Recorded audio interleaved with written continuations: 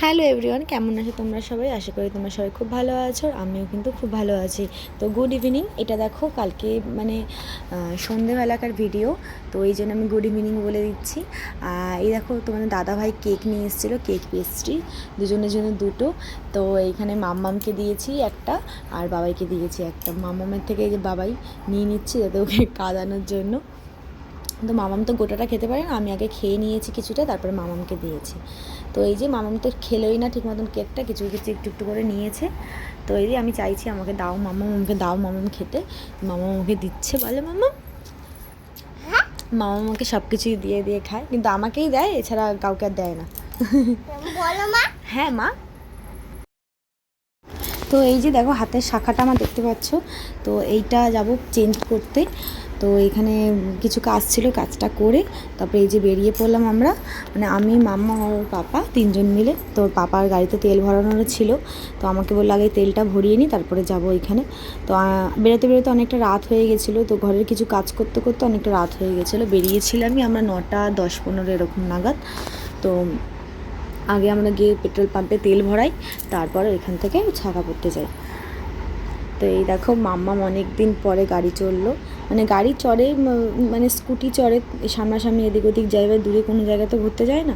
তো অনেক দিন পরে ঘুরতে গেল, মাম্মাম খুব খুশি হয়েছে।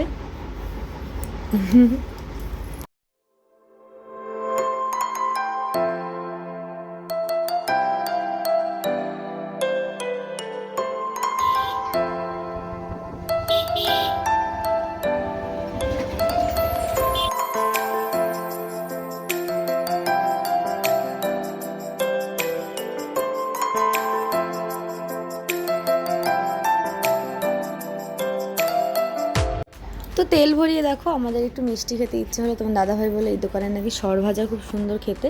তো আমি খিদে খিদেও পেয়েছে, চলো তাহলে খেয়ে আনি।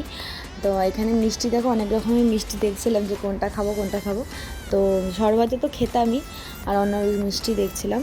তো অন্য মিষ্টির মধ্যে আর অন্য কিছু পছন্দ হলো না।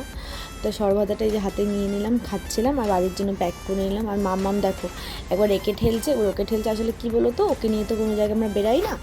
তো এই দেখো তারপরে শাখার দোকানে চলে এলাম, শাখা চুজ করছি। মামা মানে এতটাই মানে বিরক্ত করছিল, একদমই ভিডিও করতে পারিনি। তো শাখাটা দেখে বলো তোমরা সবাই যে কেমন হয়েছে।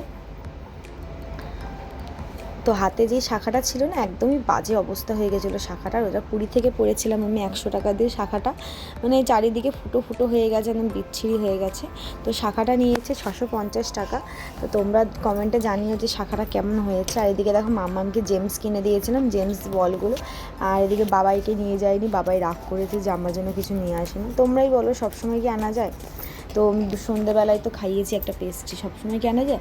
ওর জন্য কোল্ড ড্রিঙ্কস নিয়ে এসেছিলাম আসার সময়, তার মিষ্টি নিয়ে এসেছিলাম, সবসময় কী আনবো বলো? তো এইখানে দেখো তো রাত্রিবেলা ডিনার করতে চলে এসেছি। তো ডিনারে দেখো এই যে আলু ভাতে দিয়েছিল, ভাতে তো আলু ভাতে মাখছি, ডাল আছে সকালবেলা, আর মাছের ঝোল, ডিমের অমলেট করেছি। তো আজকের মতন এইটুকুই, দেখা হচ্ছে আবার নেক্সট ব্লগে। তো সবাই ভালো থাকবে, সুস্থ থাকবে।